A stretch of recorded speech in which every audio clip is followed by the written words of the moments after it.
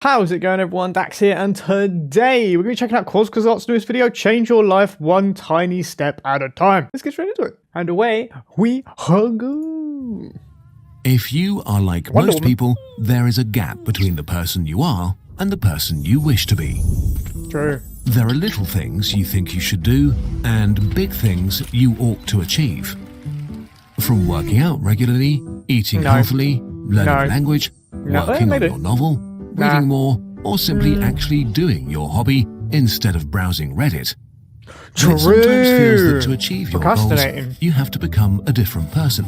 Someone who is consistent, puts in more effort, has discipline and willpower. Just me, but better. Maybe you've tried your hardest to be like that, and it worked for a while. Until you find yourself slipping back into your old ways. I don't In know. the end, you always seem to fail, and with every failed attempt, you become more and more frustrated and annoyed with yourself.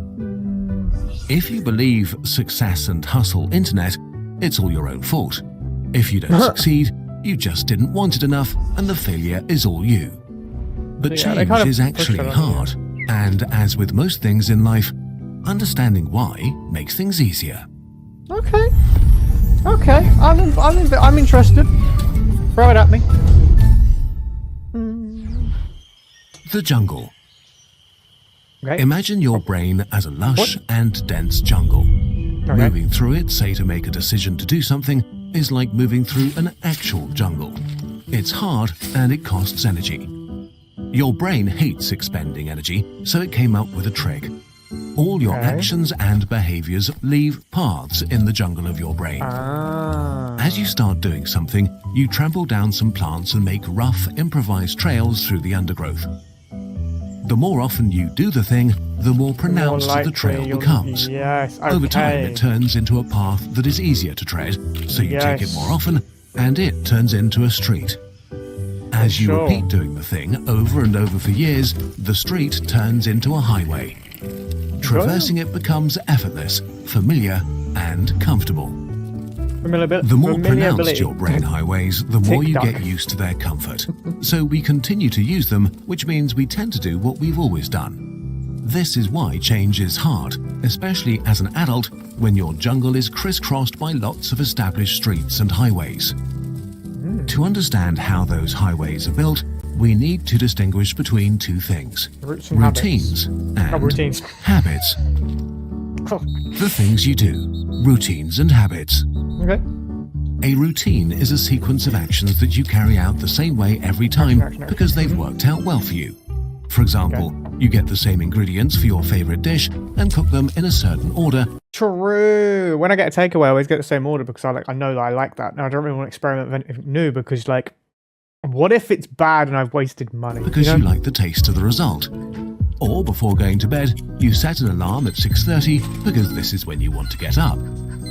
Imagine routines as being executed by a wise planner. It's slow and analytical, responsible for strategizing and mental calculations.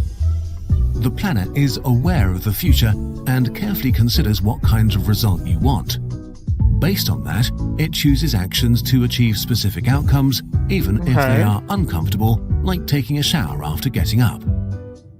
Routines can eventually turn into habits, which feel much easier because they're basically a sequence of actions carried out without thinking about them.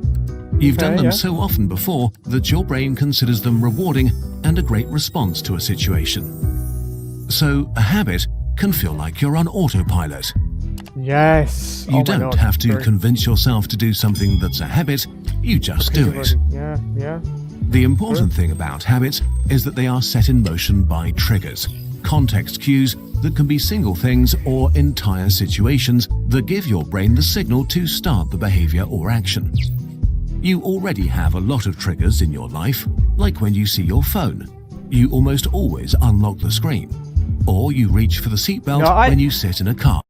Being dyslexic, I almost every time, first time fail, then get it through. I'm glad the thumbprint thing is a thing now because that still like fails the first time, but it gets right eventually. I fail every time. Or when you buy your coffee before work, you also get a cookie, even though you aren't actually hungry. Habits are executed by an impulsive toddler. It responds to your immediate desires based on what's around you, without considering any longer-term goals. For the toddler, the future doesn't exist and it hates hard work. So when it notices a trigger, it steers you to take this easy road inside your brain that leads to a familiar, rewarding result. If you get coffee, the toddler also wants the cookie just because that's what you do every morning. This rewarding feeling is also how most of your bad habits started. Chocolate is tasty, browsing Reddit is occasionally mildly entertaining. This is why you repeat these actions, even if they're bad for you. Rewarding feelings associated with an action demand to be repeated, and so a bad habit is born. True. While the toddler sounds like a built-in sabotage mechanism, it is as important as the wise planner, and actually they work together most of the time. Yeah, I'm You guessing need your happiness. wise planner for thinking big thoughts and parallel parking and doing your taxes. But letting your wise planner do everything would cost too much energy. Outsourcing mundane and repetitive tasks to habits managed by the toddler allows your brain to easily manage your daily life while dealing with more complex mental challenges at the same time. So if we want to change and introduce a new behavior into our lives, we can actually use these energy-saving mechanisms to make it easier. For example? We'll focus on small things, not big ones. Improving your life a little is so much better than aiming high and changing nothing. Especially because small changes can do a lot over months and years. Many small changes. How to build a habit. If you want to make change easier, the best way may not be to force it with willpower, but to convince your brain that it's not that big of a deal. By creating new routines and then turning them into habits. You want your wise planner to construct that first trail and then use your toddler to help initiate the action effortlessly. Let's say you want to work out to be fitter, a very common goal. The first thing to do is to break down this pretty vague goal into clear, separate actions, because the idea is to make the action itself as easy a threshold as possible. So small it's manageable, and so specific that you don't have to think about it a lot. So, for example, what? For example, a tangible, controllable action might be doing 10 squats every morning. Lazy. Do more. So you can start by trying to create a routine, but already include clear triggers that the toddler can pick up later on. Okay, so it's easy. Remember, a trigger is nothing more than a signal that you always associate with the action. They can be visual pointers like seeing a particular object, like your training outfit, or a certain time of day, or a designated place like a nearby park, it's like 3D. or even better, all of these things combined. The important thing is that you always start doing your action in a specific context. This trigger is the start button that will eventually set off the action automatically. So to establish a home workout habit with 10 squats to begin with, you could make sure to always do them with your exercise gear on at the same place and time, like in your living room at 8 AM. Once you have your trigger and action, all you need to do is repeat them regularly, ideally every day. If you keep going, they will change from a routine to a habit, from a trail to a highway. Don't get this wrong, the squats will still take you energy to do. But the decision to do them will feel much less like a chore and more like a regular part of your day. So you're replacing habits with other habits. While this is simple, it's not easy. Many things you want to turn into habits don't offer as much instant gratification as wasting time on Reddit. To make your new action easier to repeat and more likely to be picked up by the toddler, try to make it pleasurable. Not necessarily by rewarding yourself after you've done it, but by making the action or behavior itself more enjoyable. Like only listening to your favorite podcast while working out, or chipping away at your taxes while you wait for civilization to load the next round. What the hell? Why would you do that? In principle, that's it. Frustratingly simple, like most things you can do to make your life better. How long it takes for your toddler to take over and establish a habit varies widely. It depends on the behavior you're trying to get used to, what kind of person you are, your stress levels, and many more things. It takes anything between 15 and 250 days until a new habit is kicked off automatically by its trigger. You won't know how long it will take for you.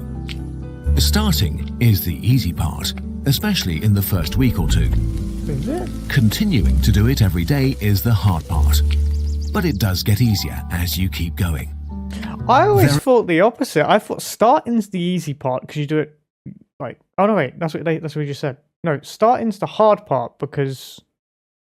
No, he's right. Continuing is harder. But starting is quite hard. No silver bullets for change. But the science of habits is a reminder that it is possible no matter how old or young you are. Even if you only end up doing a little more good stuff or a few new things, that's still a success. Being a little bit more healthy or knowledgeable is 1,000,000 times better than being unhappy about a thing and changing nothing. In the end, change is a direction, not a destination. Change is the only constant. So now, hoping we've given you a bit of insight and motivation, here is the thing we made to make this progress easier with design and science. Journal. Please bear in mind, you don't need to buy anything to work on yourself. This is optional. Having said that, we struggle with change as much as anyone else, so we've created our own habit journal, as much for ourselves as for you. Before we printed anything, we tested it on ourselves and got feedback from the kurzgesagt team and experts. Not cute enough. The idea is for you to track your habit progress for your desired behavior. There's a tutorial part which guides you through the hardest part of the process step by step. You'll get helpful pointers, reflect on your progress, and how you could make things easier for yourself. Dude, it's 47 Once you get pages through long. the tutorial part, the habit journaling starts, regularly interwoven with examples, science breaks, and reflections that we hope will help keep the journey interesting. Like our gratitude journal, it's cloth-bound with an embossed hardcover and printed on high-quality paper. Nice to the touch and with lots of beautiful illustrations, this book is a companion on your personal change journey, however small or big it may be. Getting things from our shop is the best way to support kurzgesagt and what we try to do here on the channel. Thank you for watching. I still want a poster. Okay, good video, good video. That was quite inspiring. Even though I'm still gonna procrastinate a lot. So good video. Check out the original and subscribe.